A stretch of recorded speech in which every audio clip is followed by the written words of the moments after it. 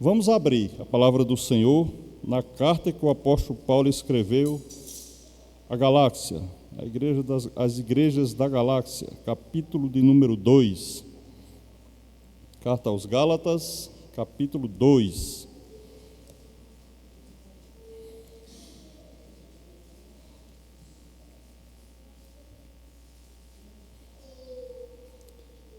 Gálatas, capítulo 2, nós iremos ler dos versículos 16 ao 21. Logo após 1 e 2 Coríntios, encontramos a carta aos Gálatas.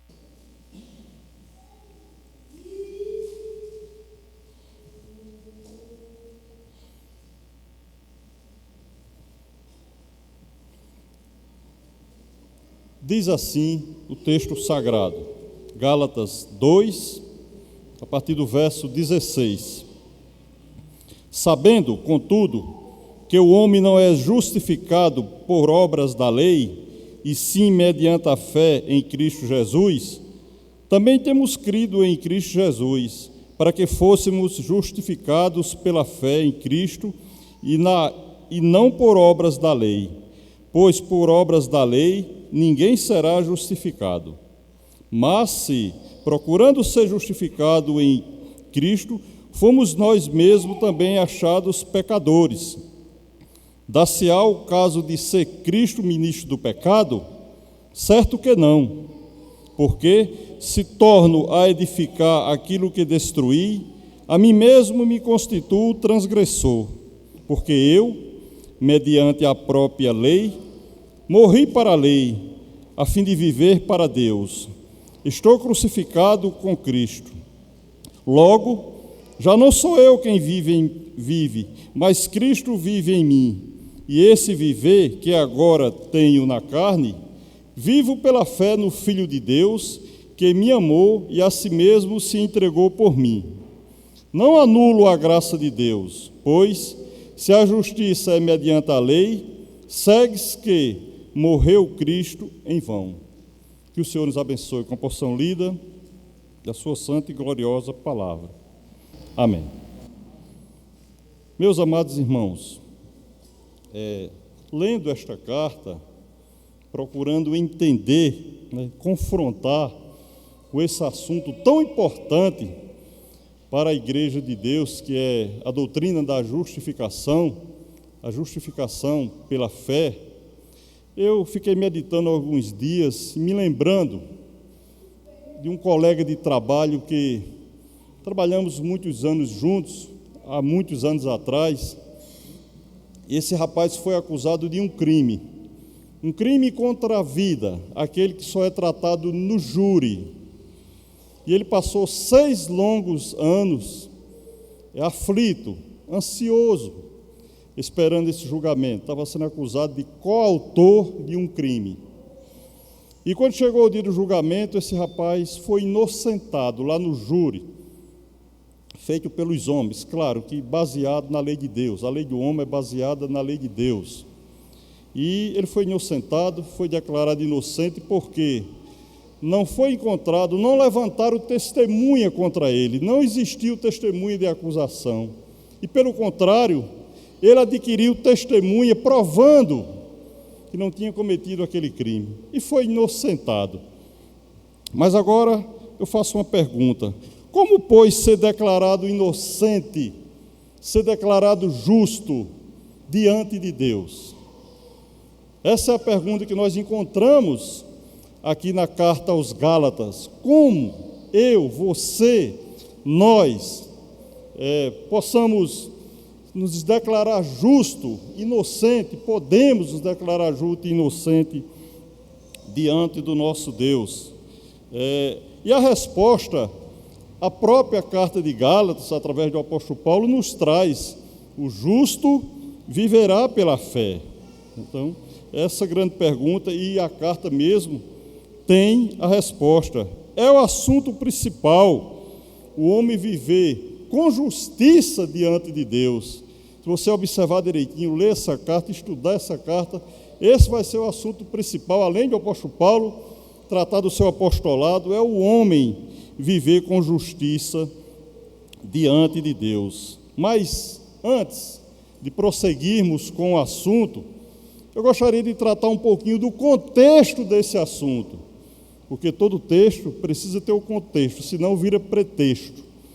E os versículos que antecedem esse texto que lemos, dos versículos 11 ao 14, nós encontramos aqui o contexto para compreendermos melhor esse assunto. Vamos analisar esses versículos, que é o contexto desse assunto que iremos tratar. No versículo de número 11, diz o seguinte: quando, porém, Cefas veio a Antioquia, resisti-lhe face a face, porque se tornara repreensível. O apóstolo Paulo está falando aqui que reprovou uma atitude do apóstolo Pedro, para salientar entre os irmãos que houve uma reprovação aqui do apóstolo Paulo com Pedro, mas isso não trouxe briga pessoal, desavença pessoal. Eles continuaram unidos em Cristo Jesus, fazendo a obra do Senhor. É tanto que o médico Lucas, em Atos dos Apóstolos, ele vai escrever sobre a atitude, o trabalhar ali do apóstolo Pedro, do capítulo 1 ao capítulo número 12, e depois, a partir do capítulo 13, ele vai falar sobre Paulo. Eles tiveram união, tiveram um trabalho maravilhoso, dois grandes homens de Deus. Não foi desavença pessoal, mas houve uma reprovação aqui na cidade, na igreja de Antioquia. Paulo, quando escreve aos Gálatas, não foi uma carta direcionada a uma igreja especificamente. Ele direcionou essa carta, na sua primeira viagem, a 4 igrejas da região da galáxia. Essa carta foi escrita às igrejas da galáxia. A igreja de Antioquia da Pisídia, que se encontra mencionada aqui nesse texto, a igreja de Icônio, a igreja de Derbe e a igreja de Listra, que está lá escrita em Atos dos Apóstolos, capítulo 3 e capítulo 14. Portanto, Paulo tem esse confronto com Pedro, ele diz: resisti-lhe face a face, porque se tornara repreensível, merecedor de repreensão. Essa palavra repreensível quer dizer merecedor de repreensão. Por que o apóstolo Paulo repreendeu a Pedro? Versículo 12: com efeito, antes de chegarem alguns da parte de Tiago, comia com os gentios. Quando, porém, chegaram, afastou-se e, por fim, veio apartar-se, temendo os da circuncisão. Veja que Paulo está explicando, quando ele esteve com Pedro lá na igreja de Antioquia, eles comiam juntamente com os cristãos, os crentes gentios, que não eram crentes judeus, era da região da Antioquia. E quando chegou um grupo liderado por Tiago, grupo de judeus, chamado de cristãos judeus, cristão da circuncisão, Pedro começou a se afastar dos cristãos gentios, começou a fazer acepção daqueles irmãos que não eram lá de Jerusalém. Pedro começou a não comer mais, não participar dos banquetes junto com aqueles irmãos gentios, com medo de ser reprovado pelos cristãos judeus, os cristãos da circuncisão, que defendiam, os cristãos judeus da circuncisão, eles criam na graça de Deus, mas defendiam que a graça de Deus precisava de algum acréscimo para a justificação, e esse acréscimo seria as obras, sobretudo através da circuncisão. E nós sabemos que a graça de Deus é suficiente na nossa vida, não precisa de mais nada, a graça de Deus é suficiente. E esses judeus criam que precisava algo, a circuncisão. O que seria a circuncisão? A circuncisão foi uma aliança de Deus, lá no Antigo Testamento, em Gênesis capítulo 17, Deus falando ali com Abraão, fez a sua aliança com ele, para no 8º dia a criança, o bebê, ser circuncidado, uma pequena cirurgia, para Abraão e a sua parentela, onde ele criou ali o nome, passou de Abrão para Abraão, e toda a sua descendência ser circuncidado. Lá no Antigo Testamento, lá na Antiga Aliança. Paulo está querendo anular essa lei? Não. Mas ele vem dizer agora que a circuncisão está no nosso coração.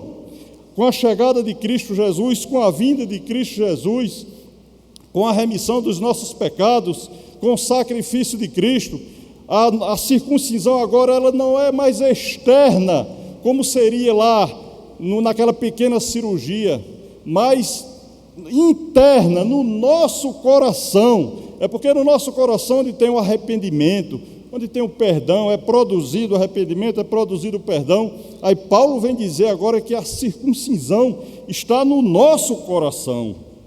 Versículo 13. E também os demais judeus dissimularam com ele, a ponto de o próprio Barnabé ter sido deixado levar pela dissimulação deles. Nós encontramos aqui que esses homens dissimularam, além de Pedro, os judeus que estavam com Pedro, que chegaram com Tiago, também Barnabé, que era um homem que tinha influência na igreja.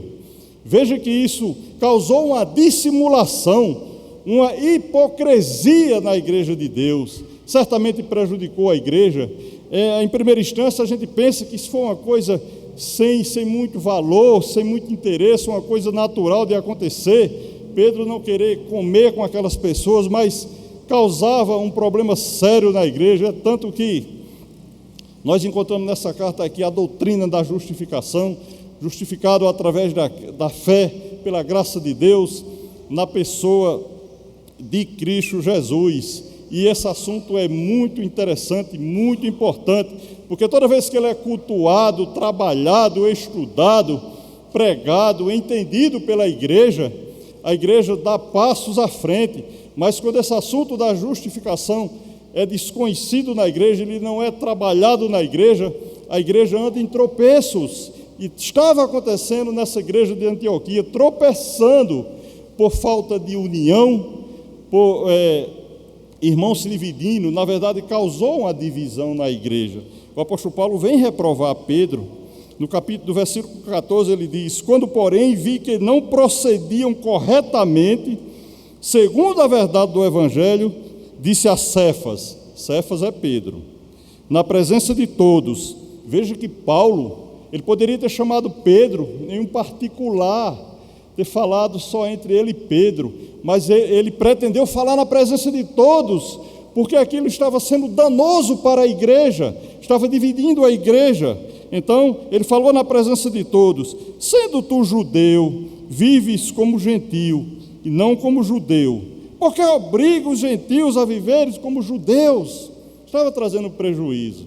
Isso, repito, não causou uma desavença entre Paulo e Pedro, dois grandes homens, repito, mas foi preciso essa repreensão do apóstolo Paulo. Na verdade, Pedro foi merecedor de repreensão, um grande homem que esteve ali ao lado de Jesus 3 anos e meio, grande seminário com Cristo Jesus, era íntimo com o Senhor, além de Cristo, foi o único que andou sobre as águas, mas teve seus momentos de dificuldade dentro da igreja. Isso traz um ensinamento para conosco, irmão, que todos nós temos a nossa dificuldade na igreja, podemos passar por dificuldade na igreja. Então, Paulo se preocupa em responder que a justificação é só pela fé, não precisa de mais nenhuma ferramenta para a justificação, é só pela fé. E nós entendemos aqui que Paulo não está falando algo novo, aqui não tem nenhuma novidade, porque o profeta Abacuque, 600 anos antes, lá no seu livro, capítulo 2, verso 4, parte B, ele diz que o justo viverá pela fé.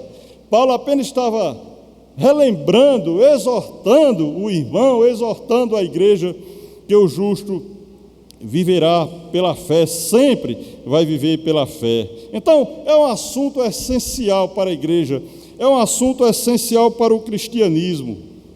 E, infelizmente, hoje, muitas doutrinas distorcem essa verdade, que precisa de obra, precisa de sacrifício, precisa sacrificar o corpo, precisa se abster de algum tipo de alimento para completar a graça de Deus, e assim não existe. O apóstolo Paulo é enfático em dizer que essa doutrina traz um grande ensinamento ao homem. O homem precisa avançar no estudo da palavra de Deus para compreender o que está falando aqui em relação à essência da salvação.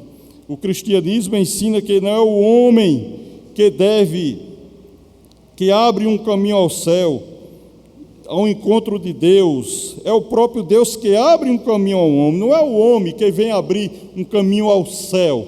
É o Senhor Deus Todo-Poderoso que abre um caminho do céu para com o homem. Então, se o homem fosse justificado por obras, a graça, a glória não seria de Deus. Portanto, essa foi a repreensão, a exortação, o chamado que o apóstolo Paulo fez ao apóstolo Pedro. E o tema que iremos tratar esta noite é justamente justificação, aquele que se entregou por mim, Cristo Jesus. Justificação, aquele que se entregou por mim. E no primeiro ponto da nossa mensagem, regras sem exceções. Eu vou fazer algumas perguntas aqui para o íntimo dos vossos corações. Qual é a maior necessidade que nós temos na nossa vida? Qual é a maior necessidade que o homem tem? Será que é saúde? Saúde é um assunto muito sério, muito importante nas nossas vidas. Sem saúde nós não fazemos nada, não é isso? Todos aqui, eu creio que todos já tiveram a experiência de passar por uma enfermidade ou alguém ao seu lado, um ente querido ao seu lado. Sem saúde nós não conseguimos fazer nada. É um assunto extremamente importante para com as nossas vidas, mas ele não é tudo o que precisamos, ele não é a maior necessidade que temos. Será que uma das grandes necessidades que temos é poder? Também não é. Certo dia o pastor Valdo estava pregando aqui, falou de um homem chamado Tancredo Neves, que foi eleito presidente do Brasil, e após ser eleito ele disse que nem Deus tiraria, né, a sua posição de assumir a presidência do Brasil. E esse homem no outro dia caiu em enfermidade, morreu, faleceu. Houve outras pessoas que também se pôs nessa situação.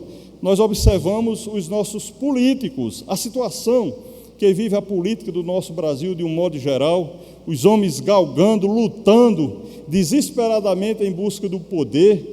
E está aí, quantos homens que estiveram por cima, estiveram com o poder nas suas mãos, estão presos, estão algemados, estão processados, estão desmoralizados perante a sociedade, tudo por conta da busca incessante pelo poder.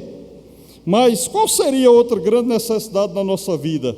Será que seria riqueza? Houve um homem na Bíblia, um grande homem de Deus chamado Salomão, segundo a palavra de Deus e segundo os comentaristas, foi o homem mais rico em toda a face da terra. Salomão, tudo que via, seus olhos via e desejava, ele podia comprar, porque ele tinha o dinheiro para isso. Foi o homem mais rico na face da terra. Mas, quando estava se aproximando o final da sua vida, em Eclesiastes ele escreve que tudo seria vaidade debaixo do sol. Toda a riqueza que o homem tem, no final, vai ser mesma situação que foi mencionada por Salomão. Tudo é vaidade debaixo do sol. Você lembra de Jó, no primeiro ciclo da sua vida, quando ele perdeu tudo e ficou no pó, ficou ali se rasgando com um caco de telha, sem nada, perdeu até a família. Aquele homem, toda a riqueza que ele tinha, que era riquíssimo também, viu que a sua riqueza ali não tinha importância nenhuma, na verdade tinha perdido tudo, e ele só ressaltou a presença de Deus. O meu Redentor vive. Foi a única riqueza, e que grande riqueza aquele homem encontrou naquele momento, a presença de Deus. Portanto, meus amados irmãos, status, será que status é uma grande necessidade para a nossa vida? Status significa posição, prestígio, renome. Será que isso é importante na nossa vida? Nada. Nada disso tem importância para a nossa vida. Nada disso nos traz posição. A nossa necessidade é ser salvo, é ser liberto da condenação, é ser liberto do pecado. Essa é a nossa grande riqueza, o poder que Deus estabelece sobre nossa vida. Esse é o nosso grande status, a nossa grande saúde, é ser livre do pecado, é não ser condenado. A maior tragédia do homem não é ser pobre, não é nascer pobre, não nascer com um tipo de uma enfermidade, não é nascer deficiente. A maior tragédia do homem é justamente isso. Não é a morte, né? É estar separado do pecado. O apóstolo Paulo, escrevendo aos Romanos, ele disse que todos pecaram e destituídos estão da glória de Deus. Em Romanos 6,23, ele diz que o salário do pecado é a morte. Então, a maior nossa necessidade é estarmos na presença do Senhor, é estarmos salvos em Cristo Jesus. Nós sabemos, irmãos, que após a queda de Adão, o que aconteceu após a queda de Adão? Todos nós ficamos carregando o DNA do pecado. Todos somos herdeiros de Adão, no sentido de trazer já no nosso DNA o pecado. Até mesmo quando nascemos, você vê um bebê, uma criancinha, você olha para ele e diz: que coisa inocente, que coisa maravilhosa, não tem maldade nenhuma. Mas quando você começa a observar direitinho, olhar direitinho para um bebê, não é tão assim, ele não é tão inocente assim. Basta você colocar ali, você enche a sala de brinquedos atrativos, cheios de cores, e coloca ele para brincar ali, e de repente ele vai com o dedinho na tomada. Muitas vezes você disciplina ele, diz que não pode, ele entende, ele até faz gesto que não pode, mas daqui a pouco, quando você descuida, ele está com o dedo na tomada lá novamente. Não é tão inocente assim. Os brinquedos são atrativos, mas daqui a pouco ele sai se arrastando, derruba um jarro, pá, quebra ali o jarro na sala, e você disciplina, e daqui a pouco, se der bobeira, ele vai lá novamente e faz de novo. Então, não é tão inocente, é inocente, claro que é, mas já nasce com o DNA, do pecado. São inclinados, inclinação natural, a criança já nasce com a inclinação natural para o pecado e carrega a vida inteira. Mas louvado seja Deus, que a palavra do Senhor, a Bíblia diz que Deus ama o pecador. Deus não compactua com o pecado, mas Ele ama o pecador. É por isso que estamos aqui, frente a frente com o nosso Deus Todo-Poderoso. Deus se irrita, pelo contrário, Ele se irrita com o pecado, mas Ele ama o pecador, e sobretudo o pecador arrependido. Nós sabemos que somos pecadores, mas louvado seja Deus, nós nos arrependemos do nosso pecado. Certamente o amor de Deus aumenta para com as nossas vidas. Portanto, nós temos regras a seguir, a servir. Eu gostaria que os irmãos lessem comigo Mateus, capítulo 16. Mateus, capítulo 16.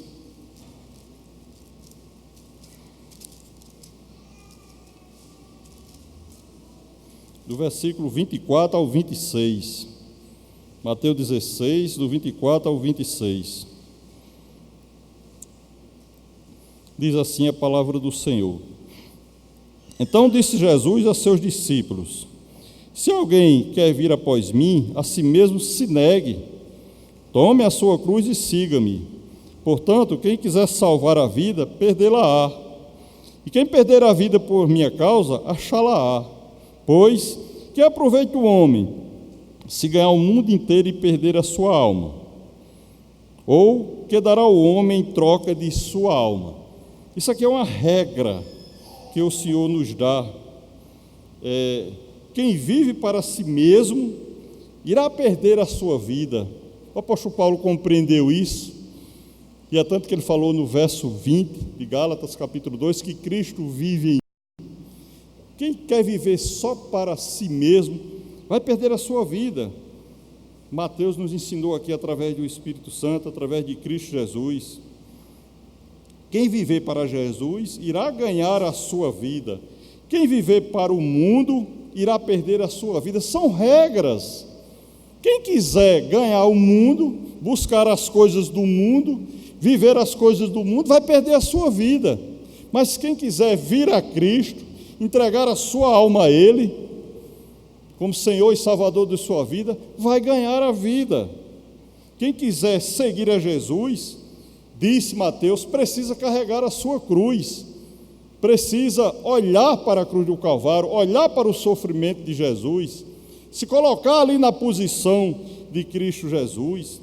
Quem quiser seguir a Jesus, precisa andar como Ele andou. Lá em 1 João 2,6 vai nos dizer, eu lembro de Enoque, um homem que andou com Deus, um homem que foi transladado, que foi tomado para si, pelo fato de andar com Deus, está ao lado do nosso Deus. Quem não tem Cristo, tem seu próprio eu no centro da sua vida. O apóstolo Paulo vai deixar bem claro também, mais uma vez no versículo número 20, se você não tem Cristo na sua vida, é porque você tem o eu na sua própria vida. Isso não é bom, é danoso para a nossa vida, porque o tempo está passando, nós não sabemos do dia de amanhã, o que vai acontecer no dia de amanhã, se estamos vivos. Portanto, corra hoje mesmo aos pés do nosso Senhor e Salvador, Jesus Cristo. Segundo ponto, irmãos, segundo ponto da nossa mensagem é a posição do Filho de Deus. A posição do Filho de Deus. Nós temos que tomar posição sempre. Graças a Deus, já tomamos a nossa posição de ser servidor do Senhor, ser discípulo do Senhor. Mas essa posição precisa ser reparada diariamente. Se existir um homem que poderia pensar na justificação por meio das obras, esse homem era o apóstolo Paulo. Por quê? Os olhos dos judeus, Paulo tinha todos os requisitos que era importante para os judeus. Paulo tinha todos os requisitos. Nós vamos observar esses requisitos que o apóstolo Paulo tinha em relação aos judeus. Vá um pouquinho à frente em Filipenses, capítulo 3, umas 10 páginas à frente, Filipenses, capítulo 3. Vamos observar a posição do apóstolo Paulo. Quem era Paulo? Filipenses 3, a partir do versículo de número 4. Veja que texto importante. Filipenses 3, só um pouquinho à frente, a partir do verso 4. Diz o seguinte: bem que eu poderia confiar também na carne. Se qualquer outro pensa que pode confiar na carne, eu ainda mais. Circuncidado ao 8º dia, esse homem era judeu mesmo, era judeu da gema, circuncidado ao 8º dia, da linhagem de Israel, da tribo de Benjamim. Benjamim era considerado uma tribo de elite, ele era da tribo de Benjamim, hebreu de hebreus, ele não era filho de um casamento misto, ele era filho de um hebreu com hebreia, era hebreus de hebreus. Quanto à lei, fariseu. Os fariseus eram muito zelosos, é tanto que no versículo 6 diz o seguinte: quanto ao zelo perseguidor da igreja, o apóstolo Paulo era tão zeloso como judeu, tão observador da lei, tão dado às obras da carne, que ele perseguia a igreja, prendia cristão, matava cristão. Quanto à justiça que há na lei, irrepreensível, esse homem nem queria ouvir repreensão de ninguém, era irrepreensível. Versículo 7: mas o que para mim era lucro, isto considerei perda por causa de Cristo, louvado seja Deus. Tudo isso ele afastou da sua vida, perdeu tudo. Naquela época ele pensava que era lucro, estava bombando, vivendo no lucro, mas ele disse que tudo perdeu, considerou perda por causa de Cristo. Sim, deveras considero tudo como perda por causa da sublimidade do conhecimento de Cristo Jesus, meu Senhor, por amor do qual perdi todas as coisas e a considero como refúgio para ganhar Cristo. Na verdade, isso aqui estava estabelecido o seu objeto de sentimento e ação, que era estar juntamente com a pessoa de Cristo, observar Cristo através da fé. E por último, no versículo 9: e se achado nele, não tendo justiça própria, que procede de lei, senão a que é mediante a fé em Cristo, a justiça que procede de Deus, baseada na fé. Nós observamos aqui que esse homem, ele tinha um grande currículo, mas ele não se apoiava no seu currículo de judeu, ele se apoiou na fé, na graça de Deus, na pessoa de Cristo Jesus, deixou tudo para servir a Cristo. Infelizmente, irmãos, tem algo que é danoso para a vida do homem hoje, e sempre foi assim. Muitas vezes o homem quer se apoiar no seu próprio currículo. O camarada diz: eu sou um bom filho, eu sou um bom marido, eu sou um bom pai, eu sou cumpridor dos meus deveres, eu não deixo faltar o mantimento na minha casa, eu visito um doente, eu visito um presidiário, eu sou uma pessoa boa, fantástica, mas precisa de algo a mais, precisa entregar a sua vida a Cristo Jesus Todo-Poderoso, precisa colocar a sua vida à disposição de Cristo, assim como aconteceu com o apóstolo Paulo. Ele disse que não vivia mais nele, mas Cristo era quem vivia nele. Quando nós entregamos a nossa vida, você diz: entreguei a minha vida a Jesus, meu Salvador. Então sua vida agora está entregue a Ele. É Ele que vai determinar tudo na sua vida, não é mais você. Não adianta você dizer: eu quero ir para o sul. Ele diz: você vai para o norte. Eu quero ir para a igreja tal, você vai ficar aqui. Cristo é quem governa, é quem determina a nossa vida. Vamos ver mais um pouquinho disso mais à frente.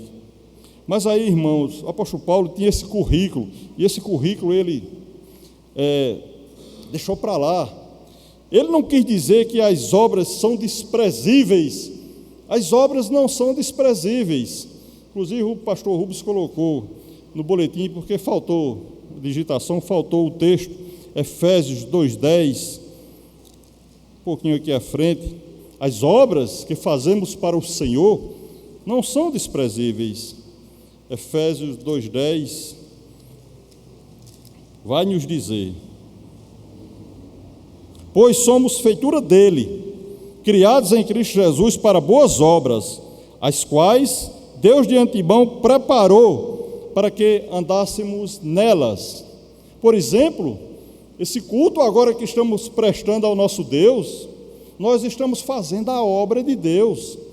Enquanto um fala da palavra, outros louvaram, outros oraram. Aliás, a igreja toda já orou, fez a obra de Deus. Tem uns irmãozinhos lá atrás cuidando das crianças, tem os oficiais ali na portaria, atento a tudo. Nós estamos fazendo a obra de Deus. As obras de Deus, disse o texto, elas não são desprezíveis. Estamos fazendo ela nesse momento e certamente, quando fazemos a obra do Senhor, temos o nosso galardão. O apóstolo Paulo era um homem de posição e ele rebateu o judaizante nesse sentido de querer acrescentar a obra de Deus, querer acrescentar as obras à graça de Deus. Vamos observar alguns versículos que lemos, do versículo 17 ao versículo 19. Primeiro 17. Mas se, procurando ser justificado em Cristo, fomos nós mesmos também achados pecadores, dá-se ao caso de Cristo, dá-se ao caso de ser Cristo ministro do pecado? Ele vem rebater o judaizante? Claro que não. Ele rebate aqui veementemente: de jeito nenhum. Cristo milita contra o pecado. Está aqui em Gálatas, capítulo 5, salvo me engano, verso 17. Há uma luta constantemente do Espírito contra a carne, milita contra a carne, contra o pecado. De jeito nenhum, ele vem dizer. Cristo nos estimula, sim, a santidade. Cada dia nós recebemos o estímulo à santidade, e é o Senhor Jesus que nos incita, nos estimula à santidade, através da sua palavra. Quando participamos dos cultos, lemos a palavra de Deus, ouvimos a palavra de Deus, o Senhor está nos exortando para com a santidade, uma vida, buscar sempre uma vida justa diante de Deus. Esse é o papel do crente. Era o que Paulo estava, em outras palavras, querendo dizer ali aos judaizantes, versículo 18 e 19: porque se torno a edificar aquilo que destruí, a mim mesmo me constituo transgressor, porque eu, mediante a própria lei, morri para a lei, a fim de viver para Deus. Estou crucificado com Cristo. Paulo vem rebater esses argumentos dos judaizantes, porque eles queriam, além da fé, a circuncisão, como eu expliquei aos irmãos, queria dietas alimentares.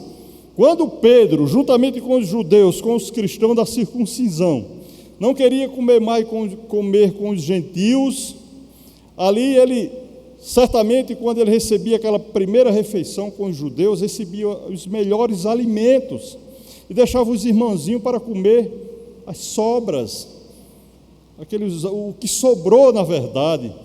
Não precisa acrescentar esse tipo de desunião, esse tipo de dieta alimentar, como estava sendo acrescentado.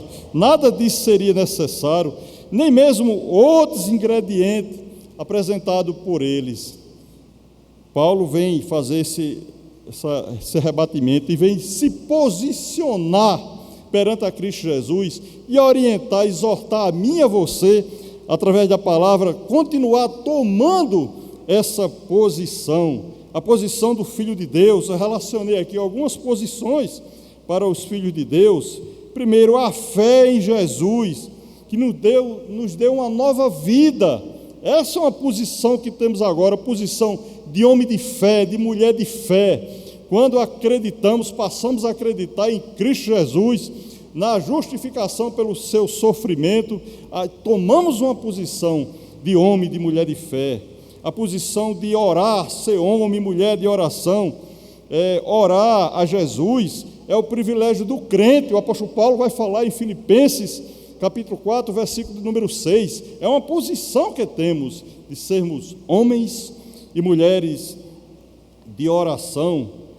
Permanecer em Jesus é o segredo da alegria. João capítulo 15, verso 11, vai dizer que a nossa permanência em Jesus é o segredo da nossa alegria. Você teria alegria hoje fora dos preceitos de Deus, apartado da pessoa de Cristo Jesus? Você acha que você teria alegria?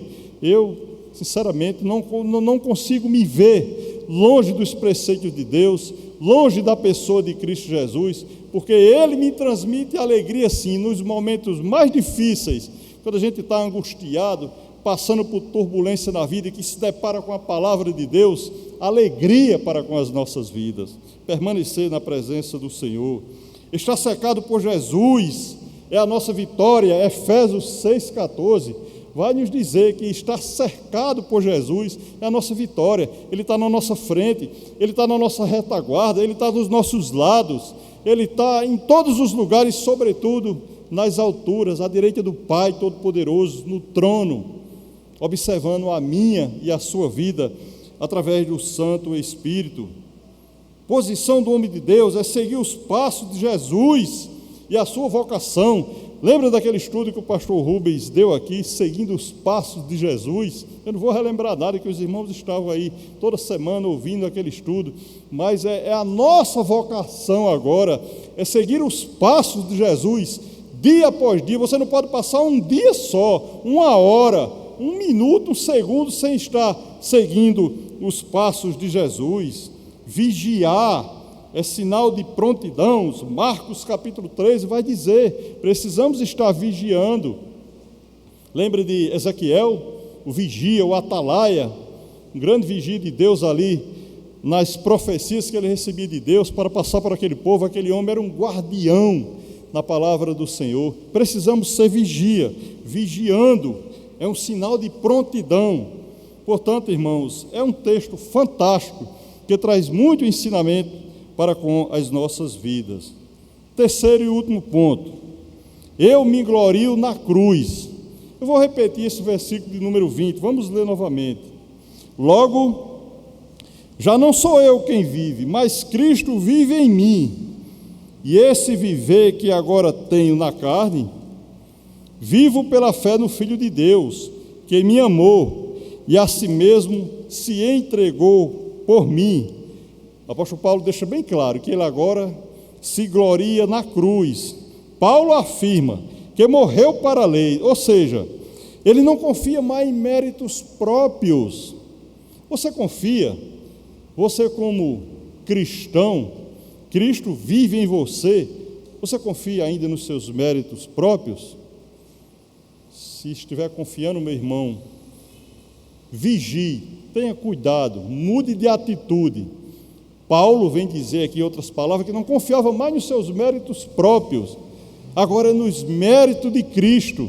Ele vivia para Cristo e Cristo vivia nele. Ou seja, este homem estava representando a pessoa de Cristo.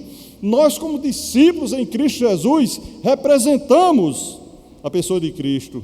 Ele disse que não confiava mais nos seus méritos próprios, sobretudo para a salvação.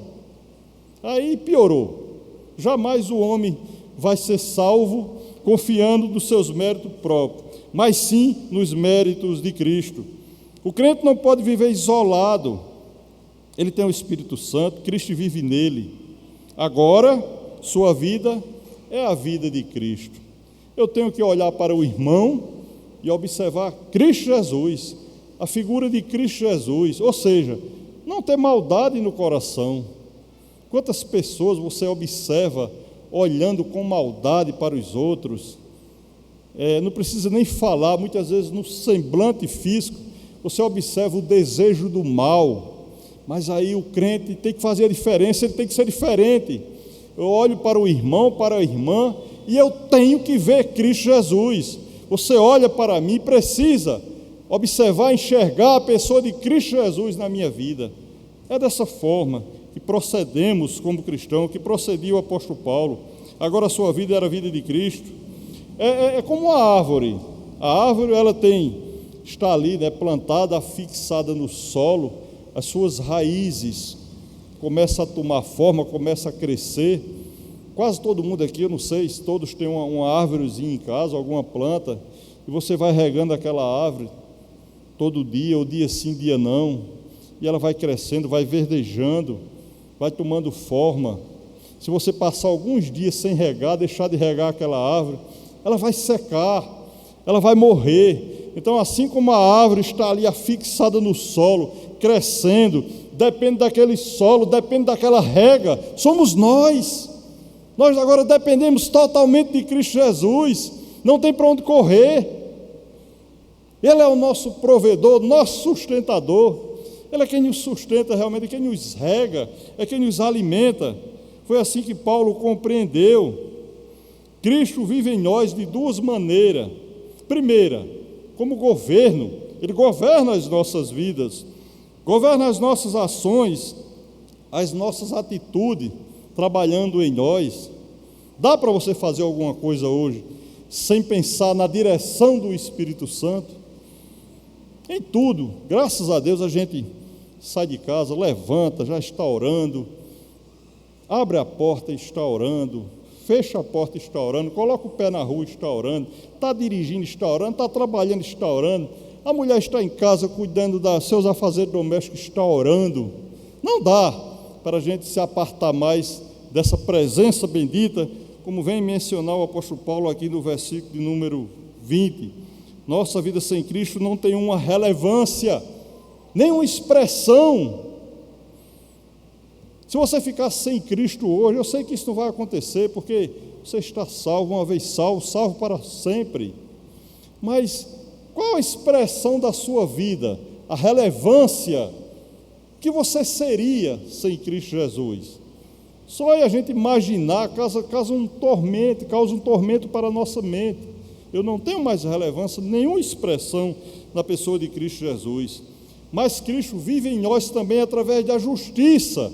Ele nos governa em primeira instância, e em segundo estabeleceu a sua justiça nas nossas vidas.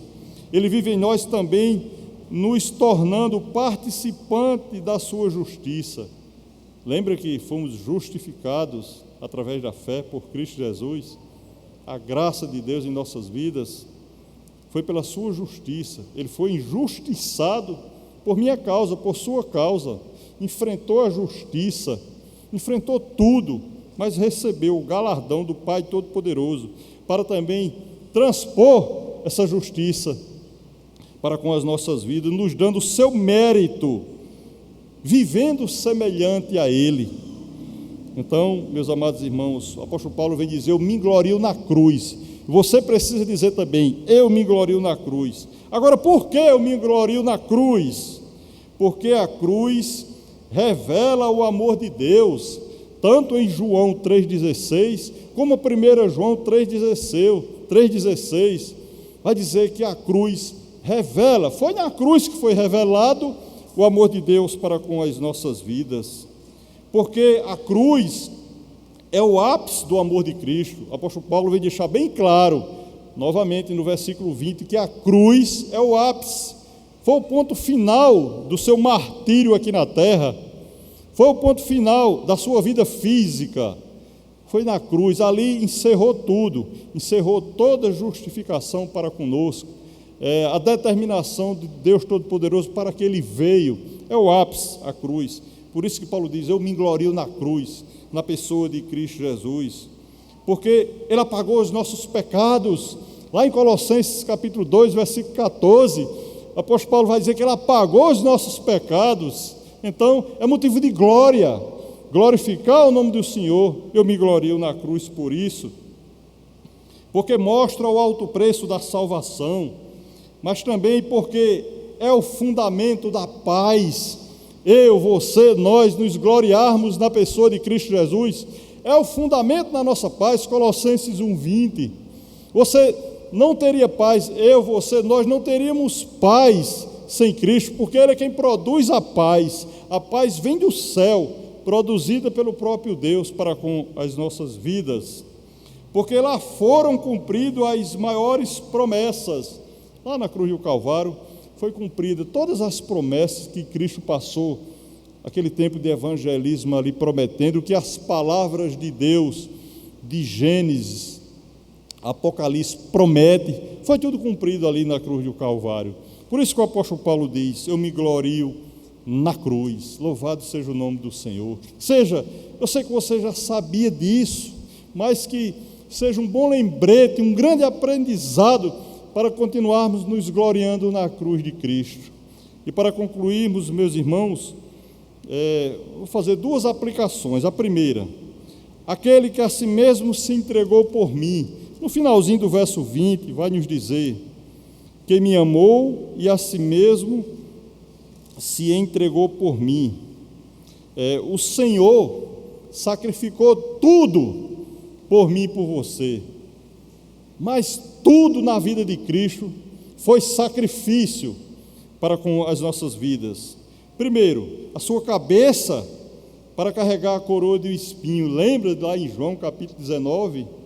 A sua cabeça foi sacrificada para carregar a coroa de espinho. Todo o seu corpo, seus olhos para chorar sobre mim.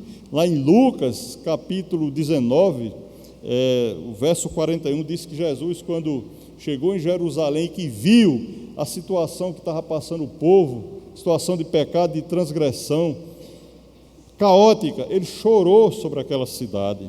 Então, os seus olhos foram sacrificados para chorar por mim e por você. Suas faces foi entregue àqueles que o maltrataram, as suas duas faces. Está lá em Isaías capítulo 50, verso 6. Sua face foi dada para ser maltratada, ser chicoteada, ser cuspida. Então ele entregou as suas faces para conosco. Seus ombros, a sua boca para orar por mim, seus ombros para carregar a cruz por mim, suas costas para receber açoite, seu lado para ser traspassado, suas mãos e seus pés para serem perfurados por pregos, seu sangue para propiciação dos meus pecados, sua alma deu para sacrifício de culpa, sua vida deu pelas ovelhas, e no final entregou o seu Espírito por mim e por você. Por isso que Paulo vem dar essa declaração, no versículo final do verso 20, que me amou e a si mesmo se entregou por mim. Cristo sacrificou tudo, todo o seu corpo, toda a sua vida para conosco. E por último, irmão, receber dele é o nosso privilégio. Vamos ler o último texto, João capítulo 6, versículo 54. Receber dele é o nosso grande privilégio. João 6, 54. Receber de Jesus Cristo é o nosso grande privilégio. João 6,54 nos diz o seguinte: quem comer a minha carne e beber o meu sangue tem a vida eterna, e eu ressuscitarei no último dia. Daqui a pouquinho vamos participar da ceia do Senhor. O pastor Rubens vai ministrar a ceia do Senhor. É um privilégio receber esse banquete, porque isso não é um lanche, não é um almoço, nem muito menos um jantar. É um banquete da graça de Deus para com as nossas vidas. É preciso, nós sabemos que a palavra de Deus, para participar desse momento, é preciso estar em comunhão com Deus, mas aquilo que está estabelecido na palavra. Às vezes, eu já ouvi de alguém dizer: eu não vou participar da ceia, porque eu discuti com meu filho, com minha filha. Eu não vou participar desse momento porque briguei com meu marido, meu irmão, minha irmã. Isso é muito pequeno, são coisas miúdas perante a grandeza desse momento. Muitas vezes a gente troca uma cara feia, uma discussão, para não participar de um momento desse. É muito preocupante. Nós não merecíamos estar debaixo do mesmo teto que Cristo Jesus está, porque Ele está nos assistindo com o seu Santo Espírito. Nós não teríamos esse merecimento. Estamos aqui justamente pela sua justificação, pelo seu sacrifício. Portanto, se você está em comunhão com Cristo Jesus, que coisas pequenas, coisas miúdas, não venham lhe tirar desse momento. Esse é o meu desejo, tenho certeza que é o desejo de Cristo Jesus. A ser um banquete que deve levar os nossos olhos à cruz do Calvário. Cada vez que participamos desse momento, é levar os olhos à cruz, à pessoa de Cristo. Repito, o sofrimento, o sacrifício de Cristo. Na ceia está estabelecido o grande amor de Jesus, porque Ele instituiu a ceia na noite que foi traído. Jesus não instituiu a ceia na noite que estava tudo muito bem com Ele, não. Foi na noite que foi traído, perseguido, com maldade expressa na sua vida. Foi a noite que Ele instituiu essa ceia. Mesmo sendo traído, sendo alvo de perseguição, de maldade extrema, se demonstrou o seu amor, o amor mais profundo, e a entrega pessoal sem reservas. Ele não pensou em mais nada a não ser a entrega pessoal a Deus Pai Todo-Poderoso e a remissão para com as nossas vidas, a remissão dos nossos pecados. A ceia também não é um funeral, é uma festa, porque diz a Bíblia que Ele tomou o pão e deu graças ao Pai. E Ele celebra com a Eucaristia, com ações de graça, com alegria. Não é um momento de um funeral, um momento de tristeza, é um momento de alegria na presença do Senhor. A ceia é o sentido de unidade. Lembra da atitude do apóstolo Pedro? Ele não queria mais comer junto com os irmãos, ou seja, ele estava tirando a unidade da igreja, em outras palavras, estava dividindo a igreja. A ceia é um momento de unidade, de união. Quando eu falei um momento de alegria, porque Cristo Jesus se regozija, toda a igreja está em comunhão para participar desse momento. Deus continue nos fortalecendo, Deus continue nos abençoando, nos dando esse privilégio de estar ouvindo a palavra do Senhor, trabalhando a palavra do Senhor, sendo reparado pelo Senhor, e saber que esse momento ele é ímpar, ele é muito importante na nossa vida. Não só receber a sua palavra, mas participar desse banquete santo, todo-poderoso. Deus nos abençoe, em nome de Jesus.